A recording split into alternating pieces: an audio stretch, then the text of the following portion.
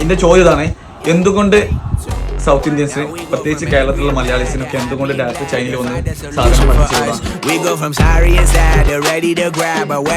Hello friends, അപ്പൊ നമ്മളിപ്പോൾ ഉള്ളത് ചൈനയില് നാട്ടിലോട്ടുള്ള കേരളത്തിലോട്ടുള്ള ഷൂ പർച്ചേസിന് വേണ്ടി വന്നതാണ്. ഒരുപാട് പേര് എന്നോട് മെസ്സേജ് ചോദിച്ചു, നമുക്ക് ചൈനയിൽ നാട്ടിലോട്ട് ഷൂ ഇറക്കാൻ പറ്റുമോ, അതിന് കോംപ്ലിക്കേഷൻസ് ഇല്ല, ഒരുപാട് പേപ്പർ ഇഷ്യൂസ് കാര്യങ്ങളൊക്കെ ഇല്ല. ഒന്നുമില്ല. നിങ്ങൾക്ക് ഇതുപോലെ ചൈനയിൽ വന്നിട്ട് ഇതുപോലെ നിങ്ങൾക്ക് ഇഷ്ടപ്പെട്ട മോഡൽസ് ഇവിടെ വന്നിട്ട് സെലക്ട് ചെയ്യാം.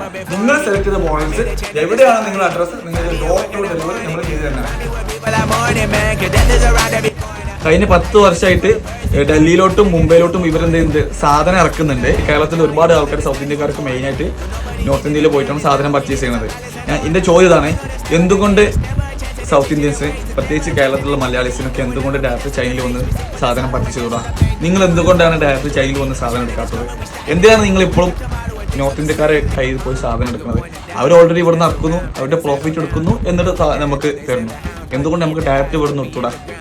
ഇങ്ങനെ ഇവിടെ വന്ന് എടുക്കാൻ നിങ്ങൾക്ക് താല്പര്യമുണ്ടോ?